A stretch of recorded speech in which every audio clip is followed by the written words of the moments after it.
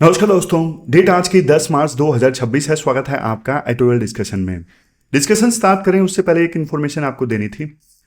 देखो, मैंने आपको बताया था कि पॉलिटी की मैराथन बनाने से काम नहीं चलेगा। पॉलिटी एक ऐसा सब्जेक्ट है, 15 से 18 क्वेश्चंस तो हर साल आते ही आते हैं। तो मैंने ना अभी प्रीलिम क्रैश कोर्स में काफ़ी डिटेल से पॉलिटी कवर किया था और उसकी वीडियोस मैं आपके साथ में शेयर कर दूंगा, ताकि पॉलिटी से आपका कोई भी क्वेश्चन गलत नहीं होना चाहिए, छूटना नहीं चाहिए। तो ये जो वीडियोस हैं आप फ्री में एक्सेस कर सकते हो। इसके लिए अलग से एक बैच बना दिया गया है। बैच का नाम है पीडब्ल्यू की ऐप में इंडियन पॉलिटी सीएससी प्रीलिम 2026। तो आप इस बैच को देख सकते हो। मतलब पॉलिटी जो है वो आसानी से कवर कर सकते हो प्रीलिम के लिए। और ये मैसेज मैंने टेलीग्राम पे दिया है। और इस बार का रिजल्ट देखो, अपनी कम्युनिटी से ना बहुत सारे बच्चे जो रेगुलरली एडिटोरियल डिस्कशन देखते हैं, काफ़ी समय से कम्युनिटी से जुड़े हुए हैं, उन्होंने क्लियर किया। जैसे रैंक 8 से मैं आपको मिलवाता हूं, आप इस क्लिप को सुनिए। मतलब मैंने सर को ये बोला पर्सनल में कि बहुत सी बार तो ऐसा हो जाता था कि रात में मैं सो रहा हूँ और रात में मेरे सपने में एडिटोरियल डिस्कशन कर रहे हैं। तो मैं इतना ज़्यादा ही फॉलो करता था, मतलब ये ट्राई करता था कि एक भी दिन एडिटोरियल तो मिस हो ही ना। क्योंकि वही है कि मुझे बोला भी गया था कि न्यूज़पेपर तो आपको फॉलो करना ही है, बट मैं अगर वही खुद से करता न्यूज़पेपर को फॉलो, तो मेरा 3 से 4 घंटे जाता। तो वही चीज़ को सर सिंप्लीफाई कर देते हैं और उसके कारण बहुत हेल्प तो होती ही है। मैंने तो देखो हमेशा आपको बताया है, स्टूडेंट की ही होती है। स्टूडेंट ही अपना दिन रात एक करता है सिलेक्शन के लिए। लेकिन अपनी कम्युनिटी से जब भी देखो कोई सिलेक्ट होता है तो बहुत अच्छा लगता है। इस वजह से मैं आपके साथ में भी शेयर करता हूँ, आपको भी थोड़ा इंस्पिरेशन मिले, मोटिवेशन मिले। बाकी आर्टिकल्स की बात करें तो 3 इश्यूज आज हम डिस्कस करेंगे। सबसे पहले, जो नेशनल सिक्योरिटी है वो देखो आउटसोर्स नहीं की जा सकती। पहला आर्टिकल, नेशनल सिक्योरिटी आउटसोर्स नहीं की जा सकती, खुद अपनी सिक्योरिटी करनी पड़ती है। दूसरा आर्टिकल हम डिस्कस करेंगे पॉपुलेशन स्ट्रक्चर के बारे में। आंध्र प्रदेश सरकार ने पॉलिसी लॉन्च की, 2 या 3 बच्चे पैदा करने पे पैसे मिलेंगे, लेकिन ये पॉलिसीज हमेशा फेल हुई हैं। डिटेल से इस इशू को हम डिस्कस करेंगे। तीसरा आर्टिकल मिल्क अडल्ट्रेशन से संबंधित हम डिस्कस करेंगे। चलिए डिस्कशन स्टार्ट करते हैं। हमारी आज के डिस्कशन में first important article demography and state policies से संबंधित है। क्या सरकारें जो हैं बेबीज को बाय कर सकती हैं, खरीद सकती हैं? आप ना सिलेबस में जीएस पेपर 1 में डेमोग्राफी एंड पॉपुलेशन वाला जो टॉपिक है ना, वहां से इस आर्टिकल को रिलेट कर सकते हो। शुरुआत में ना राइटर एक कोट का इस्तेमाल करते हैं जो हम ऐसे में यूज कर सकते हैं। अगस्ते कोम्टे का कोट है। उन्होंने बोला था डेमोग्राफी इज डेस्टिनी। इसका मतलब देखो ये है, किसी देश का फ्यूचर ना उसकी पॉपुलेशन पर डिपेंड करता है। अब यहां पे ना 2 टेक्निकल टर्म्स इंपॉर्टेंट हैं। एक है टोटल फर्टिलिटी रेट और दूसरा है replacement level fertility. Total fertility rate क्या होता है? मतलब एक महिला अपने पूरे जीवन में एवरेज कितने बच्चे पैदा करती है, ये होता है टोटल फर्टिलिटी रेट। ये देखो एक एवरेज नंबर है। रिप्लेसमेंट लेवल फर्टिलिटी क्या होता है? ये देखो हमेशा ना 2.1 होता है। 2 पेरेंट्स को रिप्लेस करने के लिए 2 बच्चे। आप बोलोगे सर एक्स्ट्रा 0.1 क्यों ऐड कर दिया? मतलब 2 होना चाहिए था ना, 2 पेरेंट्स को रिप्लेस करने के लिए 2 बच्चे, तभी पॉपुलेशन स्टेबल हो जाएगी। लेकिन ये 0.1 एक्स्ट्रा क्यों है? 0.1 एक्स्ट्रा इसलिए क्योंकि देखो जिन बच्चों की डेथ जल्दी हो जाती है, थोड़ा एक्स्ट्रा बफर लिया है। तो अगर देखो टोटल फर्टिलिटी रेट 2.1 से नीचे है तो मतलब पॉपुलेशन गिरेगी। समझ गए? अब आपकी डायग्राम देखो। अब यहां पे आप इस डायग्राम को देखोगे ना, जब भी कोई देश डेवलप होता है ना, जब भी कोई देश डेवलप होता है तो बर्थ रेट गिरता है और डेथ रेट भी गिरता है। लेकिन अभी जो इंडिया है वो 3rd स्टेज से 4th स्टेज की तरफ जा रहा है। मतलब हमारी जो बर्थ रेट है वो डिक्लाइन कर रही है और डेथ रेट लो है। मतलब ज्यादा लोग जो हैं वो बूढ़े हो रहे हैं। चलो ये हमने थोड़ा सा ना बेसिक्स क्लियर कर लिया। अब आते हैं करंट अफेयर पे।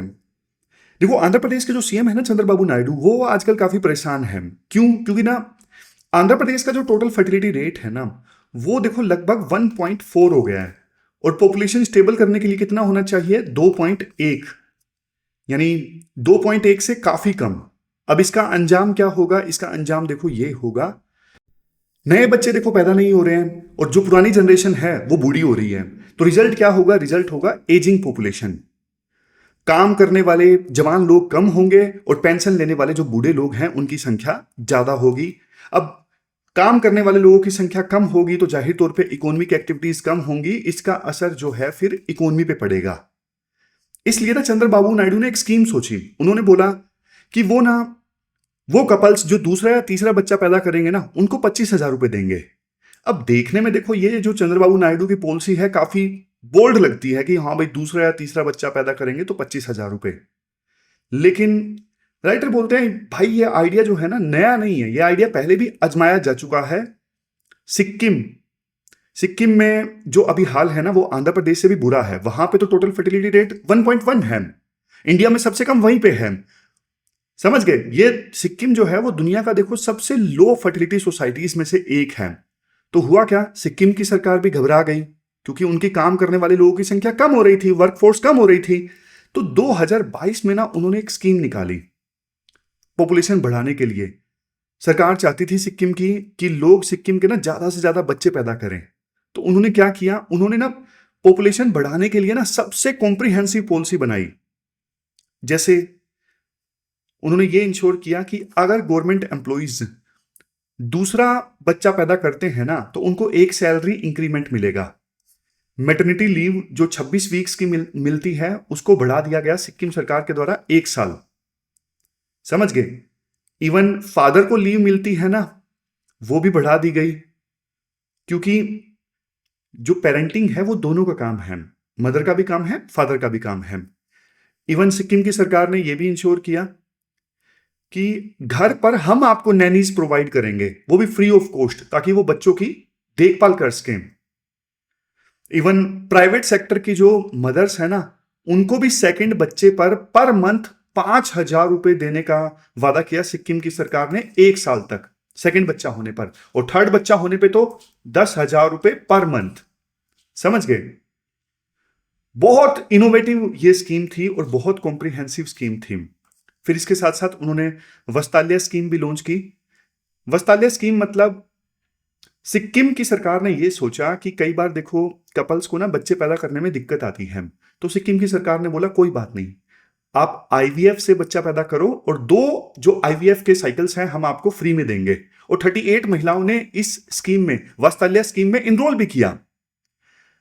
अब देखो सिक्किम की सरकार ने क्या कुछ नहीं प्रोवाइड किया, पैसे भी दिए, छुट्टी भी दी, आईवीएफ साइकिल भी 2 फ्री में दिए, नैनीज भी घर में प्रोवाइड की, लेकिन टोटल फर्टिलिटी रेट जो है सिक्किम की देखो फिर भी नहीं बढ़ी। पॉलिसी पूरी तरह से फेल हो गई। और अब सिक्किम की सरकार ना ये रिसर्च कर रही है कि भाई ऐसा क्या गलती कर दी हमने कि ये इतनी कॉम्प्रिहेंसिव जो स्कीम है वो फेल हो गई। और बात देखो सिक्किम की नहीं है, आप हमारे राज्य की बात छोड़िए। आप बोलोगे सर सिक्किम इतना छोटा राज्य है तो इसलिए स्कीम फेल हो गई होगी। नहीं, आप दूसरे देश देखिए, साउथ कोरिया का एग्जांपल लीजिए। वहां पे टोटल फर्टिलिटी रेट दुनिया की सबसे कम है, 0.7, मतलब वर्ल्ड का लोएस्ट बर्थ रेट है साउथ कोरिया में। सरकार ने ना वहां पे पानी की तरह पैसा बहा दिया, कैश ग्रांट दिए, मतलब फ्री में कैश प्रोवाइड किया, हाउसिंग सपोर्ट दिया, चाइल्ड केयर पूरी तरह से फ्री कर दिया। लेकिन फिर भी जो टोटल फर्टिलिटी रेट था वो गिरता गया गिरता गया गिरता गया, 0.7 पहुंच गया। सोच के देखो, पॉपुलेशन स्टेबल होती है 2.1 पे, जब टोटल फर्टिलिटी रेट 2.1 होता है, लेकिन वहां पे है 0.7। मतलब वहां पे महिला एवरेज के तौर पे एक बच्चा भी पैदा नहीं कर रही है, ये मान के चलिए। सिंगापुर का देख लीजिए, टोटल फर्टिलिटी रेट 1 है। वहां पे भी बेबी बोनस स्कीम सिंगापुर की सरकार ने निकाली। टैक्स में भी छूट दिया कि जो एक से अधिक बच्चा पैदा करेंगे उन्हें हम टैक्स में छूट देंगे, लेकिन फिर भी फेल। चाइना का तो आपको पता ही है, शुरू में 1 चाइल्ड पॉलिसी थी, लेकिन उन्होंने रिलैक्स कर दिया कि नहीं नहीं आप 1 चाइल्ड नहीं 2 चाइल्ड कर सकते हो। फिर उन्होंने 3 तक रिलैक्स कर दिया, लेकिन बावजूद इसके वहां पे बर्थ रेट गिरती जा रही है गिरती जा रही है गिरती जा रही है। जापान का एग्जांपल देख लीजिए, 1.3 है। सेम कहानी, इन देशों की कहानी सेम है। और हंगरी का एक केस थोड़ा मजेदार है। 2011 में ना हंगरी की जो टोटल फर्टिलिटी रेट थी वो 1.3 थी, अब बढ़ के हो गई है 1.55। आप बोलोगे सर बड़ी तो है, बहुत थोड़ी बड़ी है, लेकिन उन्होंने ना बहुत एग्रेसिव पॉलिसी अपनाई। जैसे अगर किसी मां के 4 से ज्यादा बच्चे हैं ना तो लाइफ टाइम उनको कोई टैक्स नहीं देना पड़ेगा, लाइफ टाइम। तो लोगों ने ना टैक्स प्लानिंग स्टार्ट कर दी इस चक्कर में। फिर भी देखो टोटल फर्टिलिटी रेट 1.55 बढ़ी, और कुछ एक्सपर्ट्स बोल रहे हैं ये सिर्फ टाइमिंग का खेल है, और वास्तव में टोटल फर्टिलिटी रेट जो है वो 1.55 भी नहीं है, थोड़े समय बाद वो फिर से वही हो जाएगी। बट देखो राइटर अब ना एनालाइज करते हैं कि आखिरकार स्कीम्स फेल क्यों हो रही हैं। क्योंकि ना सोशियोलॉजिस्ट कहते हैं अब समाज में ना स्ट्रक्चरल चेंजेस आ गए हैं। स्ट्रक्चरल चेंजेस जैसे ना महिलाएं अब पढ़ रही हैं, वो अपना करियर बना रही हैं, शादी लेट कर रही हैं, तो बच्चे पैदा करने का टाइम भी कम है। और दूसरा अर्बनाइजेशन कोस्ट, मतलब शहरों में लोग ज्यादा जाके रह रहे हैं, अर्बनाइजेशन काफी ज्यादा हुआ है, और शहरों में ना रहना महंगा है, घर महंगा है, एजुकेशन महंगी है, चाइल्ड केयर पे खर्चा ज्यादा होता है। और सबसे लास्ट में है लोगों की सोच ना अब क्वालिटी पे है ना कि क्वांटिटी पे। हर माँ बाप ना अपने बच्चे को बेस्ट लाइफ देना चाहता है। अब वो 10 बच्चों की ना फौज नहीं खड़ा करना चाहता, एक बच्चा बहुत है लेकिन उसको बेस्ट लाइफ प्रोवाइड करो, ऐसी सोच जो है वो समाज में ज्यादा दिख रही है। अब इस लॉजिक से देखो तो सरकार जो पैसा देती है ना 25,000, हाँ दूसरा बच्चा पैदा होने पे 25,000 रुपये आपको मिलेंगे। भाई इतना महंगा बच्चा पालने का कॉस्ट है, तो 25,000 में क्या ही होगा, वो ऊंट के मुंह में ना जीरा के समान है। तो क्या सरकार हार मान ले? नहीं, सरकार को देखो हार नहीं माननी चाहिए, सरकार को ना इकोसिस्टम बनाने पे फोकस करना चाहिए। जैसे ना आप फ्रांस का एग्जांपल लो, नॉर्डिक कंट्रीज का एग्जांपल लो, वो देश ना अपनी पॉपुलेशन को स्टेबल करने में कामयाब हो गए हैं। कैसे? क्या कैश दिया उन्होंने? नहीं, उन्होंने कैश नहीं दिया, उन्होंने इकोसिस्टम बनाया। उन्होंने इकोसिस्टम ऐसा बनाया कि चाइल्ड की देखभाल करना सस्ता है वहां पे, प्रेडिक्टेबल पेरेंटल लीव दी कि हाँ भाई माँ और बाप को इतनी छुट्टियां मिलेंगी पूरे जीवन में, फ्लेक्सिबल वर्किंग आवर्स दिए, मतलब ये मैंडेटरी कर दिया कि फ्लेक्सिबल वर्किंग आवर्स होने चाहिए। मतलब फ्रांस और नॉर्डिक कंट्रीज ने ना पेरेंटहुड को ना मॉडर्न लाइफ के अराउंड शेप किया, तो इस वजह से वहां पे पॉपुलेशन स्टेबल हो गई। तो हमारे देश के राज्यों को भी ना फ्रांस और नॉर्डिक कंट्रीज के मॉडल से सीखना चाहिए, सिर्फ पैसा देने से काम नहीं चलेगा। तो ये पूरा आर्टिकल हमने डिस्कस किया, चलते हैं आगे। इसके बाद नेक्स्ट आर्टिकल देखो, नेशनल सिक्योरिटी से संबंधित है। National security can not be outsourced. देखो मार्केट से ना आप सब कुछ खरीद सकते हो, लेकिन नेशनल सिक्योरिटी नहीं परचेज कर सकते। समझ गए? गल्फ कंट्रीज ने देखो यही गलती कर दी। कंटेक्स्ट वगैरह मैं आपको नहीं बता रहा हूं कि हाँ यूएस और इजराइल ने ईरान के ऊपर हमला कर दिया, वो सब आपको पता है, लेकिन आप नेशनल सिक्योरिटी की आउटसोर्सिंग पे फोकस करिए। अभी युद्ध में क्या हो रहा है, गल्फ कंट्रीज है ना, जैसे यूएई है, सऊदी अरेबिया है, ओमान है, इनके जो मिसाइल इंटरसेप्टर है ना वो खत्म हो गए। यानी मिसाइल इंटरसेप्टर वो होते हैं ना जो ईरान मिसाइल दागता है, जैसे कोई भी देश से मिसाइल आती है तो मिसाइल इंटरसेप्टर देखो दूसरे देश से आने वाली मिसाइल को हवा में ही मार गिराते हैं, ये काम होता है मिसाइल इंटरसेप्टर का। अब ईरान ने इतनी ज्यादा मिसाइल दाग दी अरब कंट्रीज के ऊपर कि उनके मिसाइल इंटरसेप्टर खत्म हो गए। अब कायदे से यूएसए को उन्हें और मिसाइल इंटरसेप्टर देने चाहिए, लेकिन यूएस के पास भी इनकी कमी है, और यूएस प्रायोरिटी किसको दे रहा है? इजराइल को दे रहा है। जो है ना यूएस के पास में, वो भी पहली प्रायोरिटी यूएस की ना इजराइल है, गल्फ कंट्रीज नहीं है। अब गल्फ कंट्रीज ना यूएसए से पूछ रहे हैं कि भाई हमारी सिक्योरिटी की गारंटी का क्या हुआ, तुमने तो हमारी सिक्योरिटी की गारंटी ली थी ना। तो अब जो भ्रम है गल्फ कंट्रीज का वो टूट चुका है। आप पूछेंगे सर गल्फ कंट्रीज और यूएसए के बीच में सेटिंग आखिरकार हुई कब थी? देखो ये सेटिंग हुई थी, साल था 1979-1980 का। ईरान में ना उस समय इस्लामिक रेवोल्यूशन हुआ था, जिसको हम ईरानियन रेवोल्यूशन बोलते हैं। सार डायनेस्टी की सरकार गिर गई थी और इस्लामिक रिपब्लिक बन गया था ईरान। तब देखो यूएस के राष्ट्रपति थे जिमी कार्टर, तो उन्होंने ना 1980 में ना एक स्पीच दी थी जिसे हम बोलते हैं कार्टर डॉक्ट्रिन। क्या बोलते हैं? हम बोलते हैं कार्टर डॉक्ट्रिन।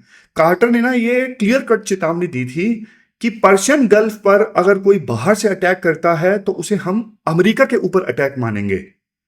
उन्होंने इवन मिलिट्री फोर्स भी यूज करने का प्रॉमिस किया था कि अगर पर्शियन गल्फ के ऊपर, गल्फ कंट्रीज के ऊपर कोई बाहर से हमला करता है तो बदले में हम हमारी मिलिट्री फोर्स यूज करेंगे उसको पनिश करने के लिए, उस हमले को रोकने के लिए। अब देखो उस डॉक्ट्रिन को आए ना 45 साल पूरे हो गए, लेकिन आप ना हाल फिलहाल की घटनाएं देखिए। मई 2017 में ना, मई 2017 में क्या हुआ, अरब नाटो का कंसेप्ट आया, मिडिल ईस्ट स्ट्रेटेजिक अलायंस यानी मैसा, मिडिल ईस्ट स्ट्रेटेजिक अलायंस। ये प्लान था कि हाँ अरब नाटो बनाया जाए। इसमें कौन कौन था, जीसीसी यानी गल्फ कोऑपरेशन काउंसिल के देश थे, इजिप्ट था, जॉर्डन था। लेकिन ये जो प्लान था ना फेल हो गया। क्यों फेल हो गया? क्योंकि जो गल्फ कोऑपरेशन काउंसिल के देश थे ना उनमें ना आपस में ही फूट पड़ गई थी। बाकी देशों ने कतर के ऊपर ब्लॉकेड लगा दिया था, तो ये जो प्लान था वो फ्लॉप हो गया। फिर सितंबर 2025 में क्या हुआ, इजराइल ने ना दोहा पे अटैक कर दिया, कतर की राजधानी दोहा पे अटैक कर दिया। तो कतर ने यूएसए को बोला कि भाई तुमने हमें बचाने के लिए क्या किया? मतलब किया तो देखो इजराइल ने अटैक दोहा में जो हमास के लीडर्स थे उनको मारने के लिए, लेकिन कतर ने बोला हमारी तो ये सोवरेनिटी का उल्लंघन है ना, आपका दोस्त इजराइल वही हमारे ऊपर अटैक कर दे रहा है, हमारी सोवरेनिटी को वायलेट कर दे रहा है और आप कुछ नहीं कर पा रहे हो। तो फिर देखो कतर को शांत करने के लिए ना यूएसए ने क्या किया, यूएसए ने ना कतर को एक नई गारंटी दी। वो गारंटी थी आयरन क्लैड गारंटी। ये नाटो का आर्टिकल 5 जैसे है। नाटो का आर्टिकल 5 कहता है कि नाटो का किसी भी देश पे हमला होगा तो उसे सभी देशों पे हमला माना जाएगा। तो ऐसी ही गारंटी यूएस ने कतर को दे दी कि आपके ऊपर हमला होगा उसे हम हमारे ऊपर हमला मानेंगे। लेकिन कुछ नहीं हुआ। रिजल्ट क्या हुआ, आज 2026 में ईरान एक बार फिर से कतर के ऊपर मिसाइल दाग रहा है और यूएसए के जो प्रोमिस है ना वो बिल्कुल जीरो साबित हुए हैं। यानी यूएस जो है वो गल्फ को नहीं बचा पा रहा है और यूएस का जो एश्योरेंस था, जो सिक्योरिटी गारंटी थी गल्फ कंट्रीज को, वो ढकोसला साबित हुई, फेल साबित हुई। पीएसआईआर में ना एक थिंकर आते हैं मैकेवली, उन्होंने उन्होंने एक बुक लिखी द प्रिंस। इस बुक में ना मैकेवली ये बोलते हैं कि भाई जो मर्सनरीज है ना, जो पैसों के दम पे काम करते हैं या फिर आपके अलाइज हैं, वो यूजलेस हैं, वो खतरनाक हैं। मतलब कि आप अपनी सिक्योरिटी के लिए ना मर्सनरीज पे डिपेंड नहीं कर सकते, दूसरे देश के सोल्जर्स या फिर हथियारों पे भरोसा नहीं कर सकते आप अपनी नेशनल सिक्योरिटी के लिए। ये बात इंडिया को समझ में आ गई थी कारगिल वार 1999 में। उस समय हमें महसूस हुआ कि भाई हम तो हथियारों के लिए दूसरे देश के ऊपर डिपेंडेंट हैं, हम तो इंपोर्टर हैं। और कारगिल के युद्ध में हमें हथियारों की बहुत अर्जेंट जरूरत पड़ी थी, लेकिन उतना तेजी से आए नहीं हथियार। तो कारगिल वार के बाद में ना एक कमेटी बनी थी, कारगिल रिव्यू कमेटी। इस कमेटी ने सबसे बड़ी रिकमेंडेशन ये दी थी कि हमें ना मिलिट्री इक्विपमेंट्स में सेल्फ रिलायंस हासिल करना बहुत जरूरी है। तो फिर देखो धीरे धीरे चीजें बदली। आज डिफेंस में हमारा जो एक्सपोर्ट है वो 23,622 करोड़ का है। हमने आत्मनिर्भरता पे काफी फोकस किया है। अब हम ब्रह्मोस मिसाइल, तेजस फाइटर एयरक्राफ्ट, आर्टिलरी गन्स, ये सब दुनिया को बेच रहे हैं। बहुत सारे जो फॉरेन वेपन्स हैं अब मेक इन इंडिया के तहत इंडिया में बन रहे हैं और जो इंपोर्ट है वो 25 से 30% तक रह गया है अब सिर्फ। तो ये अच्छी चीज हुई है, तो ये अच्छी चीज हुई है। लेकिन क्वेश्चन उठता है कि मिडिल ईस्ट का फ्यूचर क्या होगा। देखो रिपोर्ट्स तो ये आ रही हैं कि सऊदी अरेबिया, यूएई और कतर जैसे जो देश हैं ना बहुत ज्यादा गुस्से में हैं। वो बहुत बड़ा कदम भी उठा सकते हैं, जैसे यूएसए में उनकी जो इन्वेस्टमेंट है उसे कम कर सकते हैं, या फिर यूएसए के जो मिलिट्री बेस है ना इन देशों में उनको वहां से हटाने की बात कर सकते हैं। अगर देखो ऐसा होता है तो 50 सालों में ना ये सबसे बड़ा शिफ्ट होगा। तो कंक्लूजन यही निकलता है, कहानी का जो निचोड़ है वो देखो यही है कि एक देश की जो इकोनॉमी है वो देखो ग्लोबल हो सकती है, एक देश का ट्रेड ग्लोबल हो सकता है देश की, लेकिन सुरक्षा जो है वो कभी आउटसोर्स नहीं हो सकती। समझ गए? नेशनल सिक्योरिटी आप बाजार से नहीं खरीद सकते। तो ये पूरा आर्टिकल हमने डिस्कस किया, चलते हैं आगे। इसके बाद नेक्स्ट आर्टिकल देखो, मिल्क एडल्ट्रेशन से संबंधित है। आप ना सिलेबस में जीएस पेपर 2 और जीएस पेपर 3 से इस आर्टिकल को रिलेट कर सकते हो। सबसे पहले कंटेक्स्ट बताता हूँ। आंध्र प्रदेश में ना एक छोटा सा शहर है, राजा महेंद्र वर्मन। वहां पे ना एक लोकल डेयरी से ना मिल्क सप्लाई हुआ। जो दूध का जो टेस्ट था ना, थोड़ा कड़वा था। लोगों ने कंप्लेन की कि भाई दूध का जो टेस्ट है सही नहीं है। और डेयरी के जो वेंडर थे ना, उनको भी चेतावनी दी गई थी कि भाई तुम अपने दूध का टेस्ट चेक करवाओ, दूध टेस्ट करवाओ, टेस्ट करवाए। और जानते हो क्या हो रहा था? दूध को ठंडा करने के लिए जो चिलिंग प्लांट होता है ना, उस चिलिंग प्लांट में ना कूलेंट लीक हो रहा था। कूलेंट जो ठंडा करने का काम करता है, वो कूलेंट लीक हो रहा था। लेकिन उस डेयरी वेंडर ने ना दूध को सप्लाई करना बंद नहीं किया प्रॉफिट के लालच में, लेकिन उसने ना लोगों की जो जिंदगी थी वो दांव पे लगा दी। नतीजा क्या हुआ? नतीजा बहुत दुखद हुआ। 11 लोगों की डेथ हो चुकी है, 20 से ज्यादा लोग अभी भी हॉस्पिटल में हैं। अब इनमें देखो छोटे छोटे बच्चे हैं, इन्फेंट्स हैं जिनकी एज 1 साल से कम है। सोच के देखो, ये तो एक प्रकार से मास पॉइजनिंग के समान है। अब यहां पे ना एक टेक्निकल टर्म राइटर यूज करते हैं जिसका नाम है इथाइलिन ग्लाइकोल। ये क्या है? ये देखो एक इंडस्ट्रियल कंपाउंड है। इसे ही फैक्ट्री में और मशीन्स में ना कूलेंट के तौर पे इस्तेमाल किया जाता है। और ये बिल्कुल कलरलेस होता है, बिल्कुल इसकी कोई स्मेल भी नहीं आती। लेकिन इसका टेस्ट जो है वो थोड़ा मीठा या कड़वा हो सकता है। और यही जो था वो दूध में मिक्स हो गया। अब ये दूध में मिक्स हो गया ना, बहुत सारे लोगों ने दूध पिया, खास करके इन्फेंट्स और एल्डर्स पे ना इसका असर सबसे ज्यादा हुआ। ऐसा क्यों? क्योंकि देखो जो बच्चे होते हैं ना, उनकी मेटाबॉलिक सेंसिटिविटी काफी ज्यादा होती है। मतलब उनका मेटाबॉलिज्म बहुत तेज होता है, उनकी बॉडी केमिकल्स को ना जल्दी जल्दी तोड़ती है।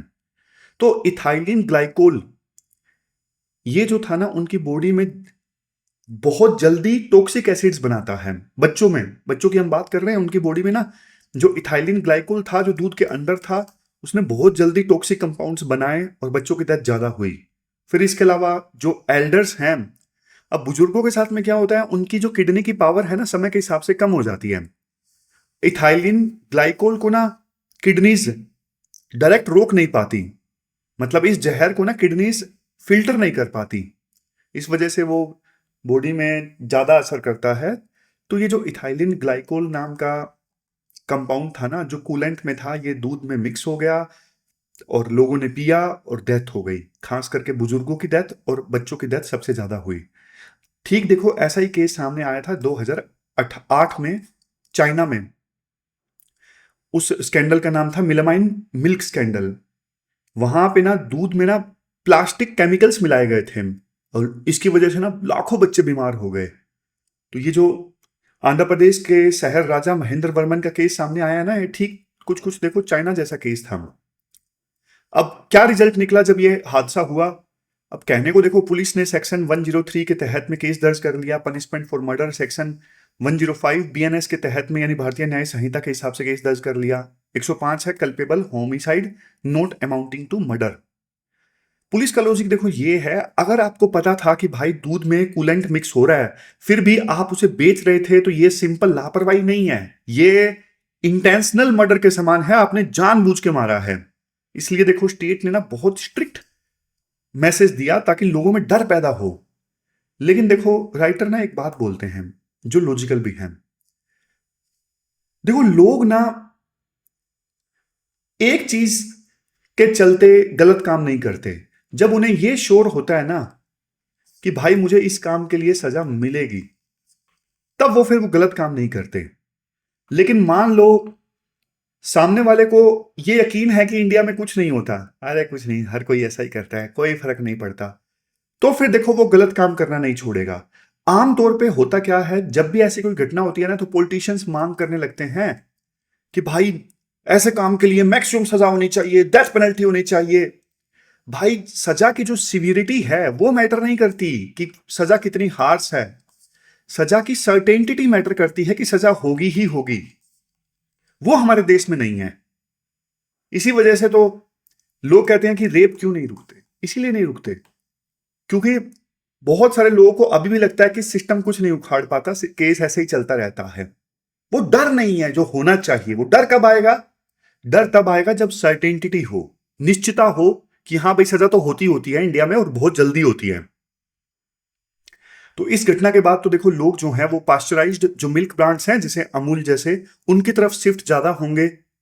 अब देखने में देखो ये अच्छा लगता है, लेकिन बट मैं आपको रियलिटी बताऊं, इंडिया में जो मिल्क सप्लाई है वो देखो इनफॉर्मल सेक्टर के ऊपर हैविली डिपेंडेंट है। लोकल जो दूध वाले भैया हैं ना, वही ज्यादा कंट्रीब्यूट करते हैं दूध की सप्लाई में हमारे देश में। अब सरकार ने क्या किया, लोकल वेंडर पे मर्डर के चार्ज लगा दिए।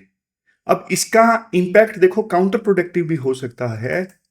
काउंटर प्रोडक्टिव जैसे कि बहुत सारे लोग अब ये काम करने से डरेंगे, मतलब गलत काम नहीं, सही काम करने से भी डरेंगे कि यार कुछ कल को मेरा दूध का सैंपल फेल हो गया तो मुझे सजा हो जाएगी।